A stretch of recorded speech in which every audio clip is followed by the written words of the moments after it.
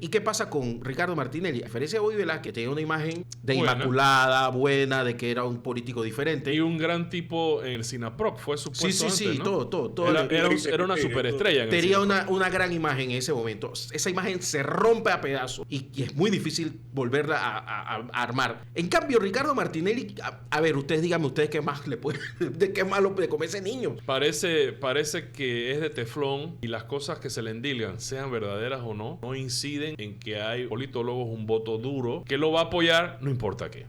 O sea, a ver. Hay un tema del que poco se ha hablado, pero que es importante señalar, lo que es las encuestas, las diferentes encuestas que nosotros observamos a diario en los medios de comunicación. Que las encuestas... 8:13 minutos de la mañana. Aquí está el ex embajador, empresario, radiodifusor, Aram Cisneros. ¿Cómo estás, Aram? ¿Cómo amaneciste tú? Bien, gracias a Dios, como siempre. Aquí está mejor el... Ahora sí, ¿no? sí.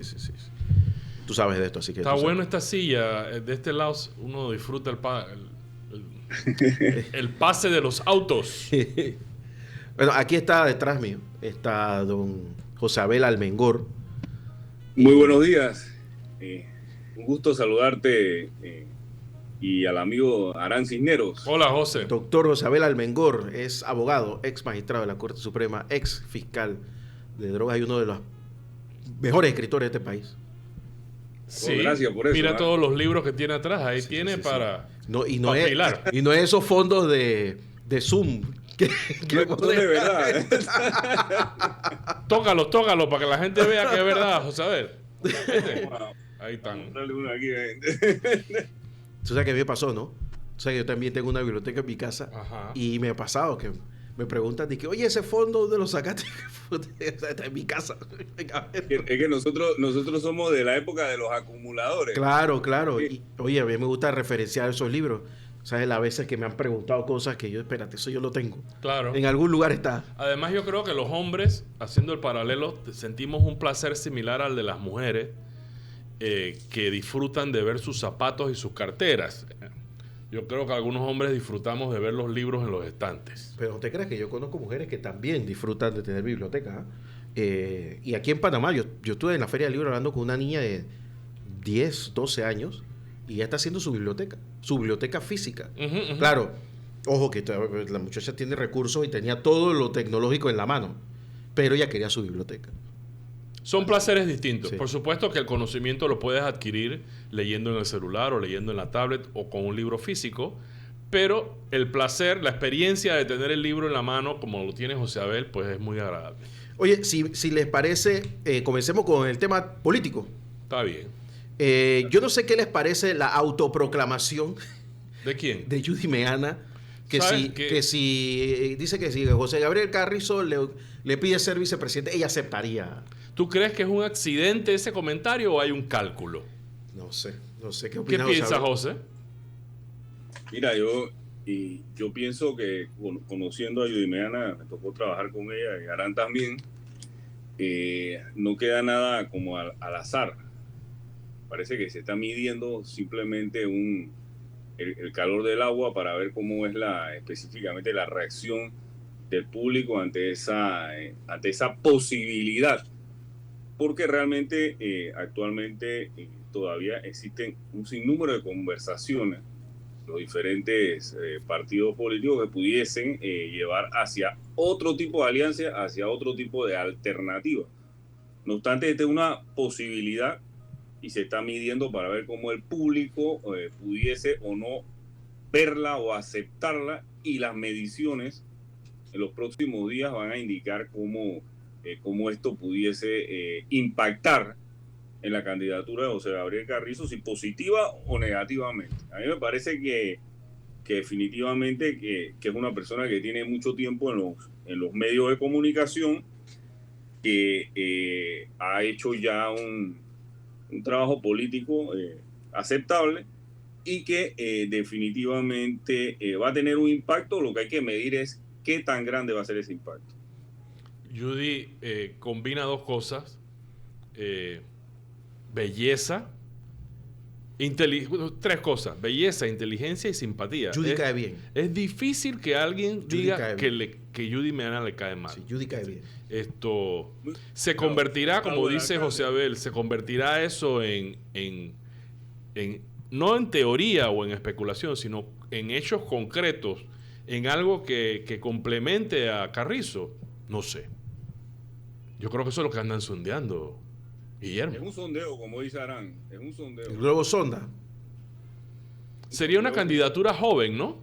Yo creo que Judy le lleva un par de años al vicepresidente. No, creo que son de la misma edad. ¿Sí? Sí. Sería Sí. entonces Lo que una pasa es que candidatura estamos acostumbrados a ver a Judy en las pantallas de televisión, pero cuando Judy estaba ya en Telemetro no tenía 25 años. O sea, que debe tener 40 y picos. Ajá, como mucho. No como tú y yo, José Abel, que Exacto. estamos en los 53. Judy debe estar en los primeros 40, como Vale. mucho. Pero yo quería... normalmente el PRD busca tener la presidencia y la vicepresidencia de los tickets. Pero ha pasado ya que el PRD ha llevado candidatos de otros partidos.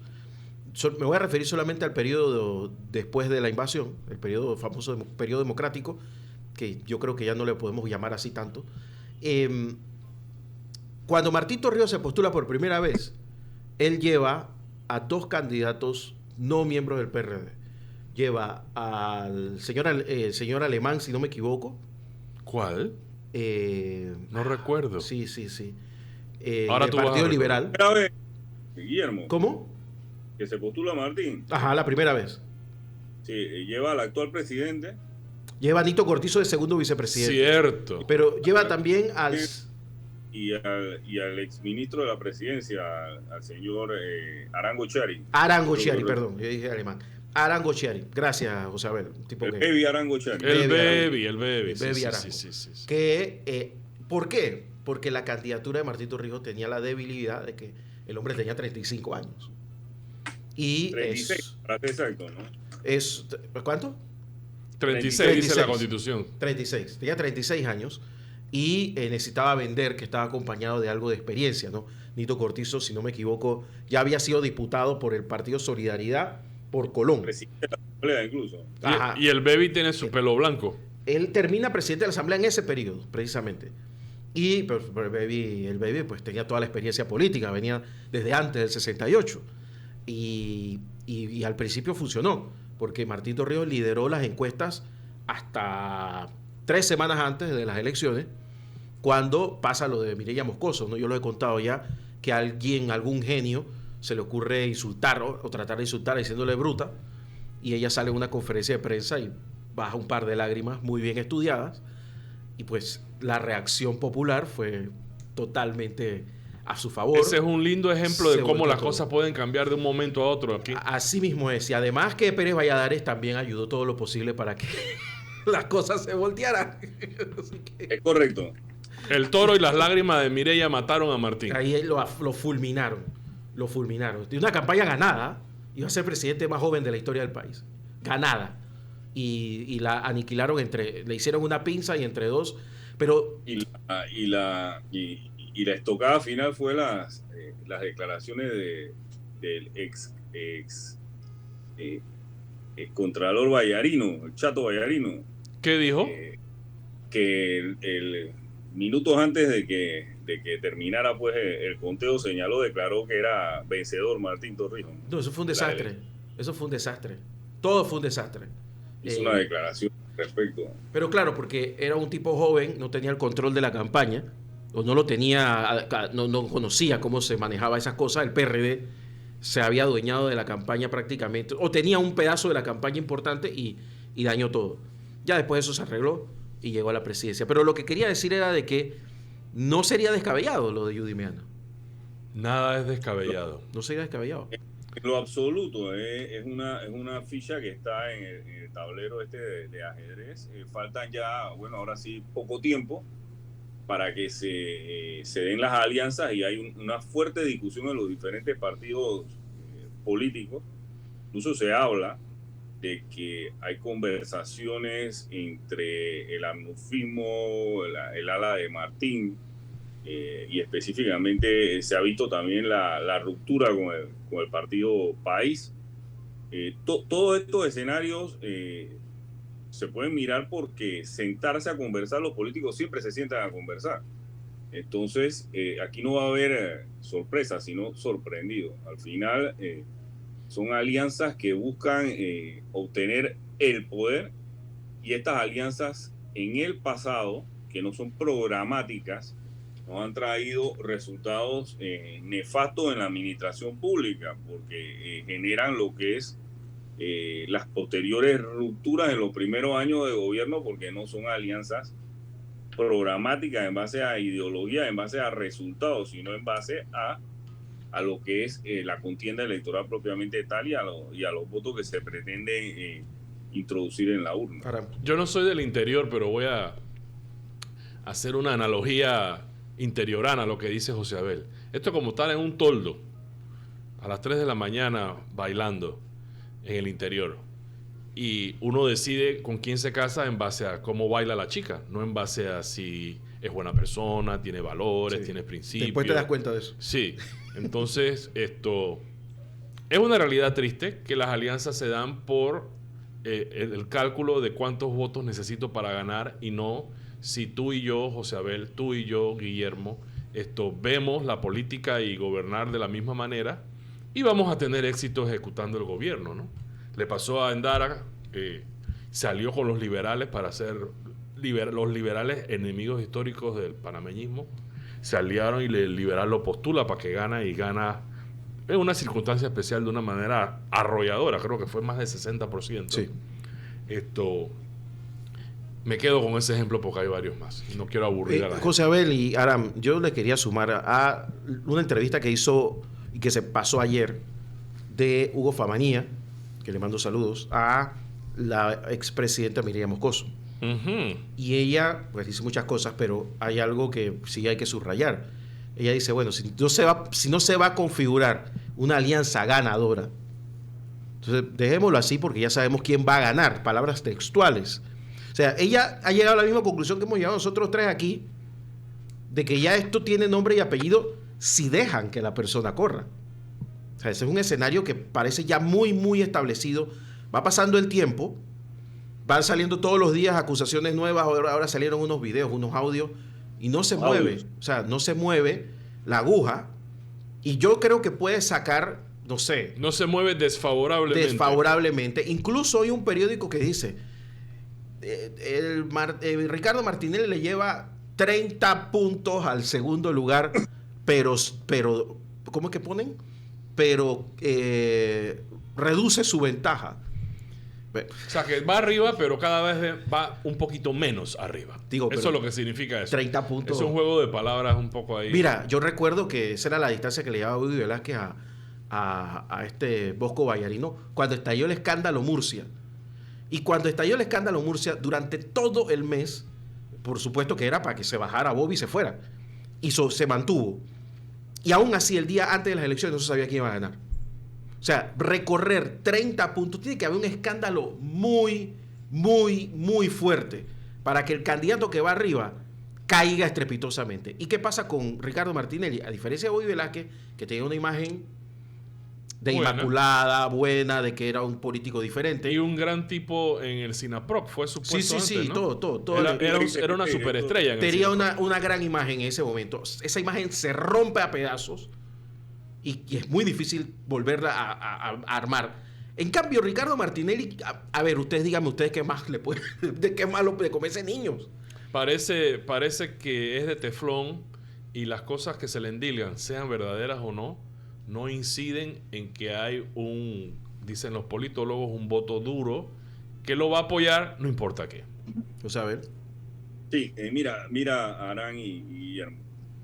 Hay un tema que del que poco se ha hablado, pero que es importante señalar, lo que es las diferentes encuestas que nosotros observamos a diario en los medios de comunicación.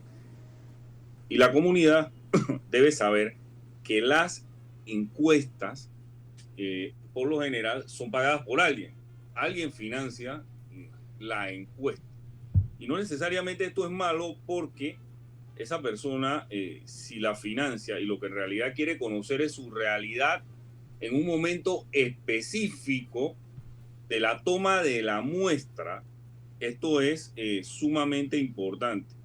Pero la calidad de la muestra es lo que determina el valor de la encuesta. Y esto tengo que ser bien específico, porque los encuestadores o los mejores encuestadores del mundo te han señalado que ninguna encuesta ni en los Estados Unidos de América debe tener más de 1.500 encuestados. Sí. Porque lo que importa es la calidad de la muestra. ¿Y qué quiero decir con esto? Si yo voy a hacer una encuesta, yo tengo que circunscribirme a todos los sectores de la realidad nacional. Tengo que irme a la comarca, tengo que irme y tomar muestras en las diferentes provincias, tengo que tomar muestras entre diferentes grupos de edades, es decir, los jóvenes que van hasta los de 18 y de los 25 años, y después hablo de eso. Y además, la muestra tiene que ser tomada en los sectores urbanos y además en los sectores rurales, porque no es la misma realidad del sector urbano que del sector específicamente el sector rural. Mire, nosotros una vez en unos estudios y específicamente en unos conversatorios que tuvimos con un excelente catedrático, el profesor Antonio San Martín, nos hablaba del tema de la toma de muestras en áreas como Penonomé.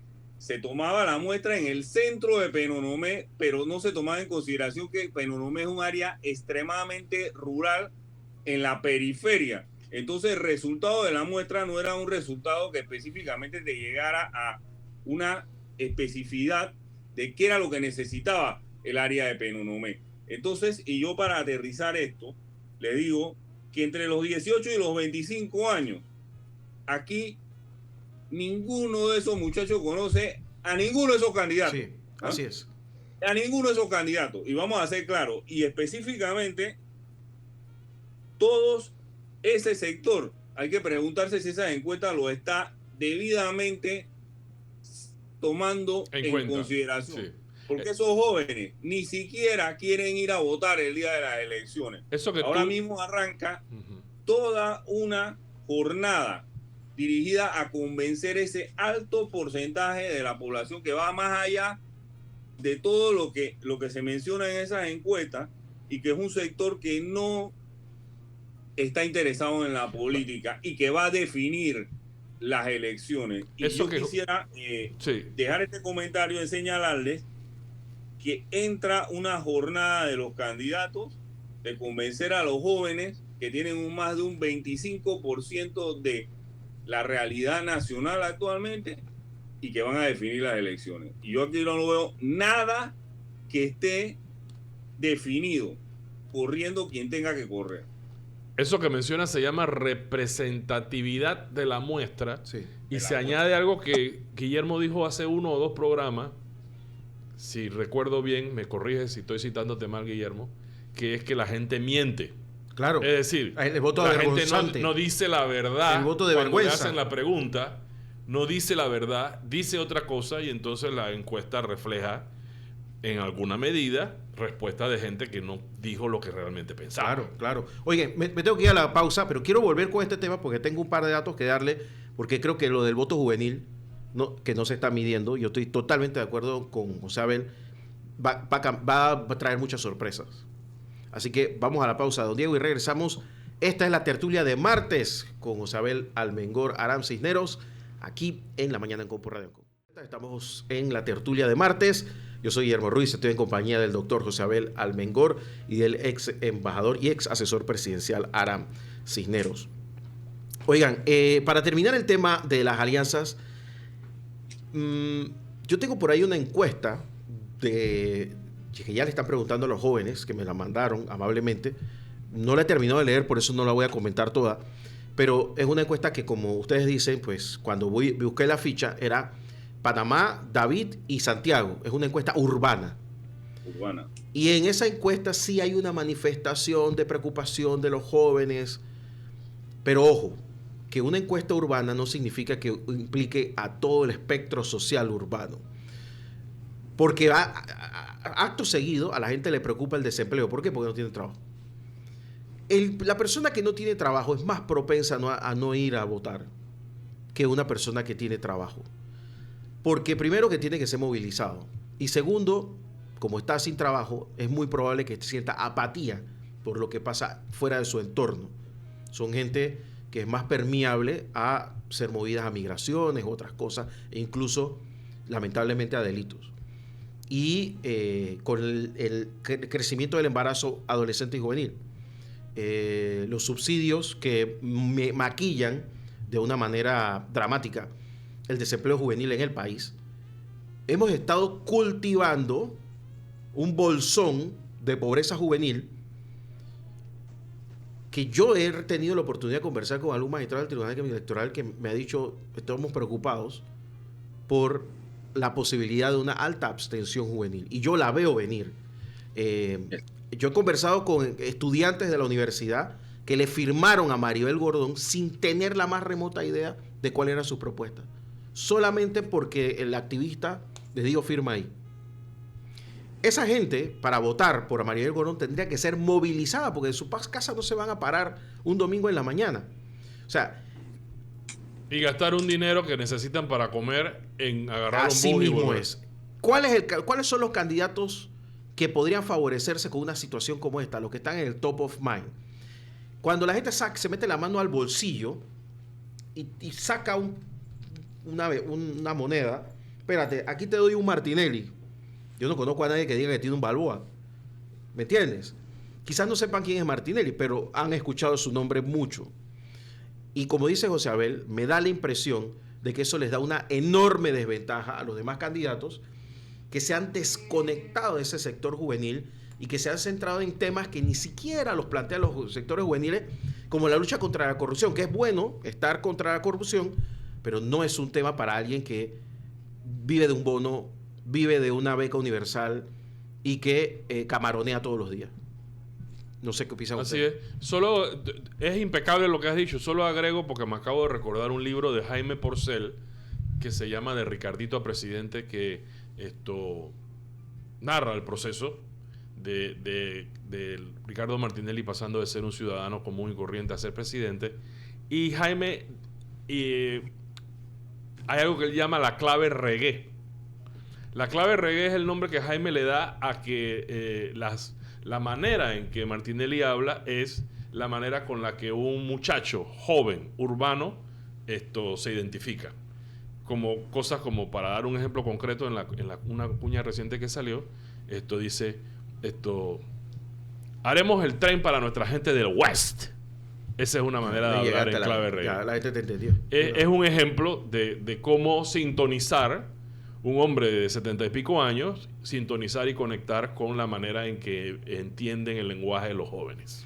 José Abel. En efecto, coincido plenamente con Arán en lo que está diciendo, y es que todos estos temas, aunque el candidato tenga específicamente la posibilidad de conectar de manera con su lenguaje verbal y su lenguaje corporal, porque hay dos tipos de lenguaje, el verbal y el corporal.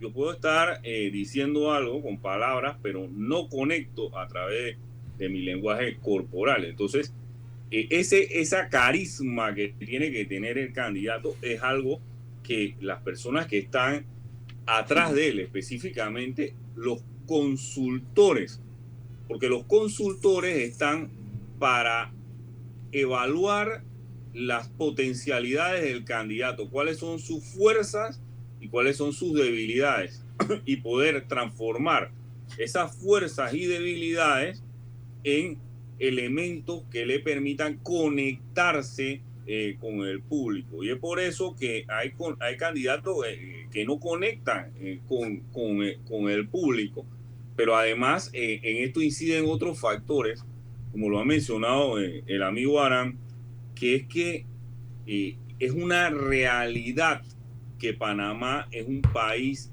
en donde existe un grado de necesidad tan importante que los candidatos van a tratar de solventar esto a través de entregar algún tipo de ayuda, entregar algún tipo de, en el caso del gobierno, de subsidio que le permitan ver ese momento o el momento en que se dan en las elecciones, cuál es el que se mantiene pues en el top of mind que dice el amigo Guillermo.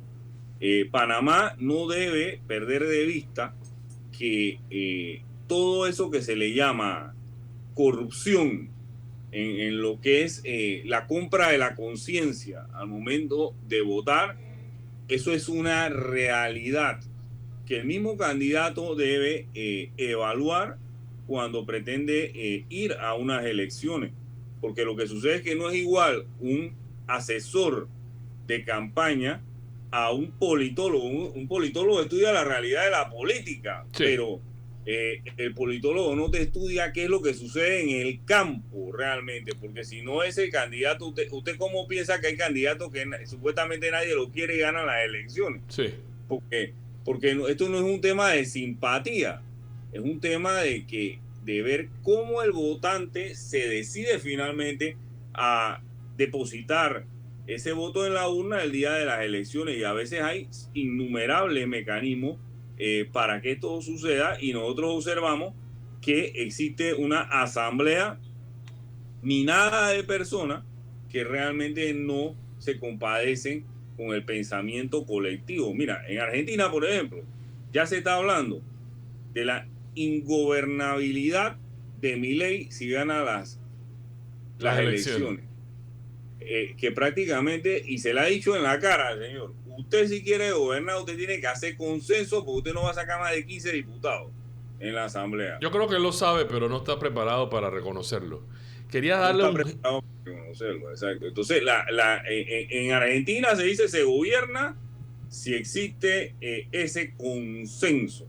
En Panamá probablemente sucede lo mismo, porque los pueblos deben ser inteligentes y brindarle al país una balanza en donde no se controle prácticamente todos los órganos del Estado por el presidente, que el presidente tenga un control absoluto sobre la Asamblea de Diputados. Sería como un tiene rey. Que haber ese contrapeso, y para ese contrapeso tiene que haber específicamente el tema de que haya una diferencia entre los criterios de las personas. Esto es muy complicado, y al final van a haber resultados que son impredecibles. Quería darle un giro, ya que le quedan 14 minutos, Guillermo, si me permites, a la conversa. Por favor. Haciéndole una pregunta a los dos para dar pie a un tema que querías tocar. ¿Cómo es esa vaina de cerrar la frontera? ¿Qué significa cerrar una frontera? ¿Podemos cerrar una frontera? ¿Qué consecuencia tiene? ¿De verdad resuelve el problema migratorio cerrar la frontera? No, el problema migratorio se resuelve con un cambio político en los países donde las personas tienen que salir. Si tú no tienes que salir de tu país, no eres un problema migratorio. Panamá no es un problema migratorio para nadie, porque mal que bien te puede gustar más o menos los gobiernos que hemos tenido, pero hemos tenido una estabilidad política que ha permitido que por lo menos una cantidad de personas se mantenga y no sientan que Panamá es un país donde su vida está en peligro o no tiene futuro. Por lo menos por ahora. Y nos vamos. Eso no pasa. Ajá. Que se no va, hay panameños saliendo del país por eso. El que se va es porque siente que tiene las herramientas para en otras latitudes mejorar su estatus intelectual. Pero son casos súper selectos, no es una crisis. Es en la parte hacia arriba de la sociedad. Ya. O sea, no vemos a la gente de San Pedro o de San Joaquín caminando hacia Estados Unidos. Eso no está pasando. Entonces, Panamá no es un problema migratorio. Lo mismo pasa con Costa Rica. Costa Rica no es un problema migratorio. De hecho, tienen años de tener ambos países aproximadamente 250,000 personas en Estados Unidos. De una población que no crece, sino que se mantiene ahí oscilante. En cambio, cuando tú ves los números del Triángulo Norte de Centroamérica, del famoso Bukele, en El Salvador, y ves los números de Colombia, de Ecuador, de Brasil, de todo, casi toda Centroamérica, tú vas a ver el crecimiento exponencial de la migración hacia Estados Unidos, hacia Canadá, hacia España, hacia países europeos, otros países europeos, hacia Australia. Esos ciudadanos de esos países sienten que no hay futuro en su país. No. Y Abel hablaba de Argentina. Hay una migración enorme de argentinos hacia el sur de la Florida. por la inflación. Exactamente. De unos argentinos también de clase media hacia arriba. Y la llegada de Messi a Miami, lo que te confirma es que los capitales argentinos se han movido hacia el sur de la Florida. No se me había ocurrido, y es cierto. Claro, y claro, gira ahí alrededor un negocio que no se puede hacer en Argentina por problemas cambiarios, por problemas de leyes de entrada y salida de situaciones. Entonces, te llevas a Messi y él potencia lo que ya existe. Ya tienes un país que tiene ese tipo de migración. Chile, por ahora, no la tiene, pero ya está comenzando a presentar problemas económicos y problemas sociales. Perú tiene una enorme migración en el mundo, lo que pasa es que es como muy silenciosa. Ni hablar de Ecuador. Cuando tú te vas a la Gran Vía, o sea, Abel, tú que eres muy de ir para allá, y tú también, Aram, en España, en Madrid, te vas a dar cuenta de que la gente que cocina en casi todos los restaurantes de la Gran Vía, las paellas, tú pides una paella valenciana en la Gran Vía, te la va a cocinar un ecuatoriano o un colombiano.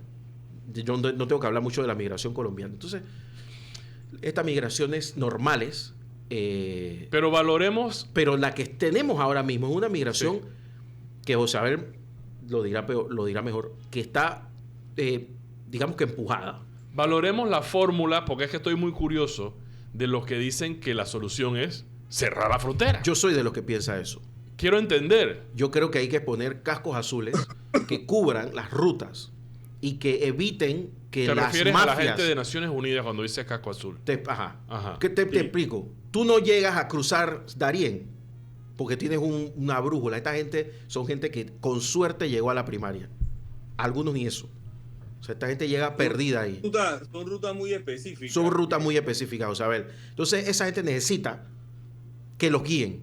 Quienes los guían son... A pesar de que la frontera es permeable, las rutas son muy específicas. Tanto es así que usted observó hace una semana como el ministro de Seguridad y la subdirectora de Migración esperaban de manera directa por donde ingresaban por el río la bacha con la... ¿Tú lo viste, José Abel? Estaban hablando entre ellos y de repente les aparece un grupo como de 200 personas. Fue no planeado. No, sí. Yo he averiguado y los camarógrafos tuvieron que arrancar a correr, a poder montar todo, porque les comenzó a aparecer la gente. No sé si tú lo viste, José Abel, tú lo debías visto. Así es, claro. Es clarísimo que se sabe perfectamente por dónde están ingresando y si se da, además de cerrar la frontera, mayor información a nivel de los medios de comunicación de los peligros que implica cruzar esta frontera y que no se va a encontrar con el sueño americano que algunos de los individuos que se benefician con este cruce venden en los países. Entonces, esto va a desalentar a un gran número de personas que intenten cruzar la frontera. Yo pienso que además de cerrar la frontera, mandar información que desaliente los cruces, porque esto pudiese generar que se intenten otras rutas aún más peligrosas que las convencionales, con la intención de mantener este negocio. Mira, recientemente yo observaba una noticia a nivel internacional que había un venezolano que había llegado a Nueva York, no sé si la viste, Guillermo Arán, y que esta persona en 3 meses había cometido 5 o 6 delitos. Sí, lo vi. Y que estos delitos eran delitos graves que iban desde robos y todo tipo de modalidades nuevas, lo que nos sugiere una importación de delincuencia que ya no solo tiene impacto en Panamá, sino en Estados Unidos, que es el país final de destino. Ya hay bandas, Josabel, que han sido detectadas en Nueva York, que andan en motos. Son bandas que se trasladaron completamente de Venezuela a Nueva York y que están allá ya operando. ¿Cómo sucedió eso? ¿Cómo adquirieron las motos allá? Se acaban de llegar. Aclárenme ambos. Modalidades de estafas a través de uso de tarjetas de crédito, a través de uso de diferentes mecanismos que no existían en Panamá, hoy en día se observan porque ya no estamos ante una importación de cerebro ni de trabajo No. del que menciona Guillermo, en locales comerciales o en locales, en restaurantes o en bares, sino de personas que no tienen ningún tipo de oficio determinado y que se están dedicando a delinquir. Su manera de sobrevivir es incorporarse a la delincuencia. Pero quiero que me ayuden a entender algo que no me han contestado ninguno de los dos. ¿Cómo se cierra una frontera? ¿Quién lo decide? ¿El presidente? ¿El ministro de Seguridad? O sea, ¿cuál es el método para efectivamente decir aquí no pasa nadie? ¿Cómo se hace eso? Legal y operativamente. El Consejo de Gabinete tiene que tomar esa decisión e instruir a los diferentes organismos de seguridad del Estado que se cierren las principales rutas, como ha dicho Guillermo, las principales rutas de ingreso al país. Y esto ya sucedió en Colombia. Yo no sé si tú lo recuerdas, Guillermo, que se veía un puente entero de personas retenidas y que no podían pasar. Pero es que la ley es clara. Si tú estás en un país como Panamá y no tienes documentos o no entraste de una forma regular, hay un procedimiento que es tomarte, hacer lo que el papeleo y deportarte. Y yo creo que lo que tiene que hacer el gobierno nacional es declarar el cierre de la frontera, que físicamente es imposible. O sea, no es que puedes poner un policía cada cierto tiempo. No. Pero si tienes que comenzar a tomar estos grupos y mandarlos de vuelta por donde vinieron. Y lo que eso en costos implica, porque Panamá tiene que pagar todas esas deportaciones. ¿No? O sea, es un tema... Tienes que cerrar los albergues. Primero que todo, tienes que cerrar los albergues. Tiene que quedar claro que aquí no te vas a guarecer. Sí, suena duro. Pero bueno, es que nosotros al tener albergues, le estamos dando la posibilidad y la alternativa al migrante de que aquí se va a guarecer. Esa es la verdad. Yo no sé quién está en ACNUR, no sé cuál es el principio, no me importa. ACNUR no está en Colombia, ACNUR no está en Costa Rica, está en Panamá. Entonces que se vayan a Costa Rica y que se vayan a Colombia si tanto les importan los migrantes. Y nosotros que ya cargamos con el problema, dejemos de hacerlo. Un pronóstico que ustedes harían. Si cierra la frontera, que significa, lo que estoy entendiendo, es más bien rebotar al que intente entrar. Exactamente. Claro. ¿Qué va a pasar con esos rebotados? ¿Se van a ir por otro lado? ¿Se van a quedar tranquilos? No. Hagan un pronóstico. Van a quedar represados en otro país donde eventualmente se va a pitar y va a pedir que se arregle esto de una vez por todas. O sea, le va a exigir a su vecino, en este caso Colombia con Venezuela, Ecuador con Venezuela, que paren con el relajo. Lo mismo está pasando en Ecuador. Es que, si bien es cierto, la mitad son venezolanos, hay un porcentaje alto de ecuatorianos y colombianos que están migrando también. Fronteras como Brasil y Ecuador, fronteras aéreas, están permitiendo que lleguen africanos, caribeños y asiáticos vía aérea. José Abel, tú tienes mejores reportes que yo de eso. Totalmente. Y entonces aquí terminan llegando incluso algunos sin papeles. Y mira, y hay algo triste que debemos señalar. Para los encuestadores, ¿sí?, el tema de seguridad, las encuestas que se han realizado, el tema de seguridad no impacta tanto el top of mind del panameño, es decir, no va a definir las elecciones. Así es. Y esto es importantísimo que la comunidad lo sepa. Tu seguridad no está impactando el voto en las elecciones del 2024. No es un tema. No lo es. Y mientras esto no sea así, los políticos no le ponen cuidado. A tomar con la seriedad que merece. Sí. Porque se van a ir hacia otros temas como la educación, la caja del seguro social, que todos son importantes. Y el costo de vida, José Abel. Y el costo de vida. Otra cosa que pasó, José Abel y Aram, antes de terminar, es que no sé si recuerdan que hace un tiempo Estados Unidos cambió su política migratoria y dijo que todo el que no entrara a Estados Unidos y no tuviera papeles, lo iban a deportar. Y eso bajó la cantidad de migrantes que estaba pasando por Darién dramáticamente durante varios meses.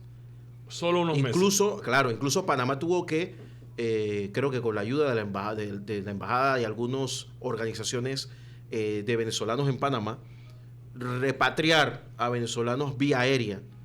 ¿Qué pasó? Sí. Las mafias se dieron cuenta de que esto era más anuncio que realidad y redoblaron sus esfuerzos para convencer a gente para subir de nuevo a Estados Unidos.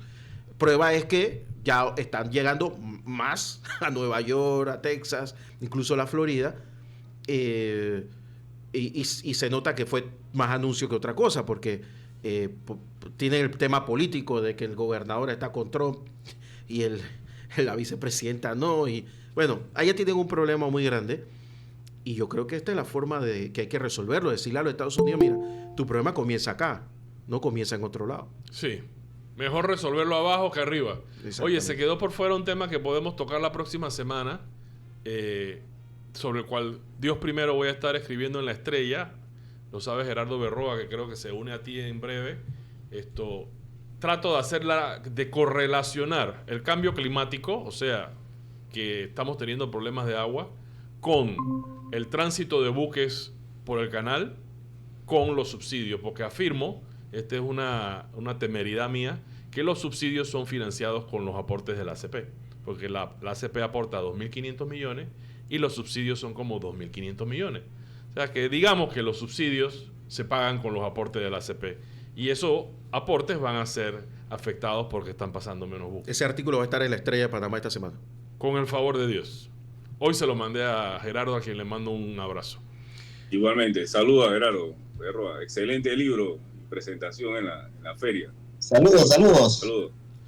Oye, de fanático acá.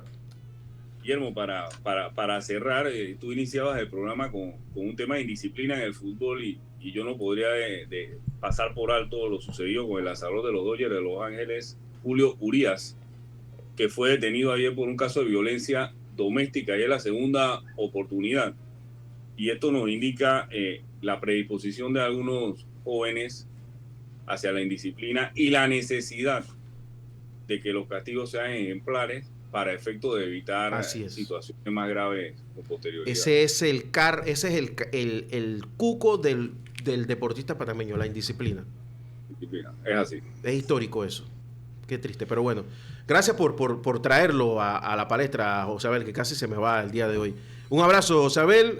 Mira que funcionó. Yo pensé que no iba a funcionar. Quedó muy bien. De lejos, así que don Arán Cisneros, muchísimas gracias. Vamos a la pausa, que ya está listo don Gerardo Berroa Aló, aquí en La Mañana en Copo Radio.